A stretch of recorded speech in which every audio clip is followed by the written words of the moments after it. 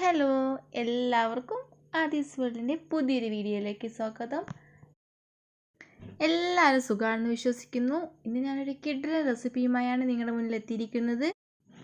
ഇന്നത്തെ നമ്മുടെ special recipe എന്ന് പറയുന്നത് ഉരുളക്കിഴങ്ങ് റോസ്റ്റാണ്. ഇന്ന് നമ്മുടെ ഉരുളക്കിഴങ്ങ് റോസ്റ്റ് ഇങ്ങനെ തയ്യാറാക്കുന്നു നോക്കിയാലോ. അതിനു വേണ്ടി ആദ്യം ഒരു കടായി നല്ലതുപോലെ ചൂടാക്കി എടുത്തതിന് ശേഷം അതിലോട്ട് ഓയിൽ ചേർത്ത് കൊടുക്കുക. ഓയിൽ നല്ലതുപോലെ ഒന്ന് ചൂടായി വരുമ്പോൾ കടുക് ചേർത്ത് കൊടുക്കുക. ഞാനിവിടെ ഒരു 1/2 ടീസ്പൂൺ കടുകാണ് ചേർത്ത് കൊടുത്തിരിക്കുന്നത്. കടുക് നല്ലതുപോലെ ഒന്ന് പൊട്ടി വീണ സമയത്ത് ഇനി നമ്മൾ ഇതിലൂടെ അടുത്തായി ചേർത്ത് കൊടുക്കേണ്ടത് വെളുത്തുള്ളിയാണ് കേട്ടോ. ഞാനിവിടെ 5-6 വെളുത്തുള്ളി നല്ലതുപോലെ കുഞ്ഞായാലും ചേർത്ത് കൊടുക്കുന്നുണ്ട്. വെളുത്തുള്ളിയുടെ സൈസ് അനുസരിച്ച് ചേർത്ത് കൊടുക്കുക കേട്ടോ. കൂടാതെ ഇതിലോട്ട് ഒരു ചെറിയൊരു കഷ്ണം ഇഞ്ചി കുഞ്ഞായാലും ചേർത്ത് കൊടുത്ത് അതിൻ്റെ പച്ചമണമൊക്കെ ഒന്ന് പോകുന്നവരെ 2-3 സെക്കൻഡ് ഇളക്കി കൊടുക്കുക. ഏകദേശം നമ്മുടെ വെളുത്തുള്ളിയൊക്കെ ഒരു ബ്രൗൺ കളർ ആവുന്നവരെ ഒന്ന് വേവിച്ചെടുക്കുക കേട്ടോ. ഇനി ഇതിലോട്ട് നമുക്ക് ഉള്ളി ചേർത്ത് കൊടുക്കാം. ഞാനിവിടെ ഒരു ഉള്ളിയായിട്ട് എടുത്തിരിക്കുന്നത്, വളരെ കുഞ്ഞായി അരിഞ്ഞ് ഇതിലോട്ട് ചേർത്ത് കൊടുത്തിരിക്കുന്നത്.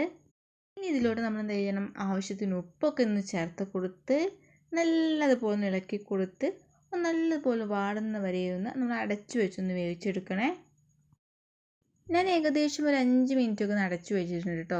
അപ്പോഴേക്കും നമ്മുടെ ഉള്ളി നല്ലതുപോലെ ഒന്ന് വാടി വന്ന് തുടങ്ങിയിട്ടുണ്ട്. ഇപ്പം നമ്മുടെ ഉള്ളി ഏകദേശമൊക്കെ ഒന്ന് വാടി വന്ന് തുടങ്ങിയിട്ടുണ്ട്. ഇനി ഇതിലോട്ട് നമുക്ക് പൊടികൾ ചേർത്ത് കൊടുക്കാവുന്നതാണ്. ഞാനിവിടെ 1 ടീസ്പൂണോളം മുളക് പൊടി ചേർത്ത് കൊടുത്തിട്ടുണ്ട്. ഇനി ഇതിലോട്ട് ഒരു 1/4 ടീസ്പൂണോളം മഞ്ഞൾപ്പൊടിയും കൂടി ചേർത്ത് കൊടുക്കുക. നമ്മൾ വളരെ കുറച്ച് പൊടികൾ ചേർത്താണ് നമ്മൾ ഈ റോസ്റ്റ് തയ്യാറാക്കുന്നത്. ഇനി ഇതിലോട്ട് വളരെ കുറച്ച് ഗരം മസാല പൊടിയും കൂടെ ചേർത്ത് കൊടുക്കുക കേട്ടോ. ഗരം മസാലയുടെ പൊടി ഇഷ്ടമില്ലാത്ത ചേർത്ത് കൊടുക്കേണ്ട. അതിനുശേഷം നമ്മൾ ഇനി ഇതിലോട്ട് ചില്ലി ഫ്ലെക്സ് ആണ് ചേർത്ത് കൊടുക്കുന്നത്. അത് നമ്മുടെ എരിവിനനുസരിച്ച് ചേർത്ത് കൊടുക്കുക കേട്ടോ. ഞാനിവിടെ 2 ടീസ്പൂണാണ് ചേർത്ത് കൊടുത്തിരിക്കുന്നത്. എന്നിട്ട് എന്ത് ചെയ്യണം, അതിൻ്റെയൊക്കെ ഒരു പച്ചമണം പോകുന്നവരെ 2-3 സെക്കൻഡ് ഒന്ന് ഇളക്കി കൊടുക്കുക.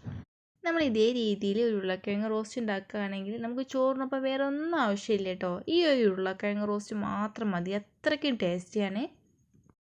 ഏകദേശം ആ പൊടികളുടെ പച്ചമണം എല്ലാം പോയി വന്നിട്ടുണ്ട്. ഇനി ഇതിലോട്ട് ഒരു ഉരുളക്കിഴങ്ങ് പുഴുങ്ങിയത് കട്ട് ചെയ്തങ്ങ് ചേർത്ത് കൊടുക്കുക. വളരെ സിമ്പിളായി നമുക്ക് നൊടിയിടെ തയ്യാറാക്കിയെടുക്കാൻ പറ്റുന്ന ഒരു റെസിപ്പിയാണ് കേട്ടോ ഇത്. അപ്പോൾ എല്ലാവരും ഇതേ രീതിയിൽ റെസിപ്പിയൊക്കെ തയ്യാറാക്കി നോക്കണേ. ഇതേ രീതിയിൽ നമ്മൾ ഉരുളക്കിഴങ്ങൊക്കെ ഒന്ന് ചേർത്ത് കൊടുത്താൽ നല്ലതുപോലെ ഇളക്കി ഒരു മിക്സാക്കി എടുക്കണം കേട്ടോ. ഇനി ഉപ്പൊക്കെ ഒന്ന് കുറവുണ്ടെങ്കിൽ നമുക്ക് ഇച്ചിരി കൂടി ഉപ്പൊക്കെ ഒന്ന് ചേർത്ത് കൊടുക്കാവുന്നതാണ്. ഇനി ഇതിലോട്ട് ഞാൻ ഇച്ചിരി കറിവേപ്പിലയും കൂടി ചേർത്ത് കൊടുക്കുന്നുണ്ട് കേട്ടോ. കറിവേപ്പിലൊക്കെ ഒന്ന് ചേർത്ത് കൊടുത്താൽ നല്ലതുപോലെ ഇളക്കി കൊടുക്കുക കേട്ടോ. ഇതേ രീതി നല്ലതുപോലെ ഇളക്കി കൊടുത്തതിന് ശേഷം ഒരു 2-3 മിനിറ്റ് ഇതൊന്ന് അടച്ചു വെച്ചൊന്ന് വേവിച്ചെടുക്കുക കേട്ടോ. അപ്പോൾ എല്ലാം നമ്മുടെ ഉരുളക്കിഴങ്ങിലോട്ടൊന്ന് സെറ്റാൻ വേണ്ടിയിട്ടാണ് നമ്മൾ ചെയ്യുന്നത്. ഞാനിവിടെ ഏകദേശം ഒരു 2-3 മിനിറ്റൊക്കെ ഒന്ന് അടച്ചു വെച്ച് വേവിച്ചെടുത്തിട്ടുണ്ട്. അപ്പോഴേക്കും നമ്മുടെ ടേസ്റ്റിയായ ഉരുളക്കിഴങ്ങ് റോസ്റ്റ് ഇവിടെ റെഡി ആയിരിക്കുകയാണ്. അപ്പോൾ എല്ലാവരും ഇതേ രീതിയിലൊരു ഉരുളക്കിഴങ്ങ് റോസ്റ്റ് തയ്യാറാക്കി നോക്കുക കേട്ടോ. തയ്യാറാക്കി നോക്കി ഫീഡ്ബാക്ക് കമൻറ്റായി അറിയിക്കൂ. വീഡിയോ നിങ്ങൾക്ക് ഇഷ്ടമായെങ്കിൽ ഫ്രണ്ട്സിനും റിലേറ്റീവ്സിനും ഷെയർ ചെയ്ത് സപ്പോർട്ട് ചെയ്യൂ.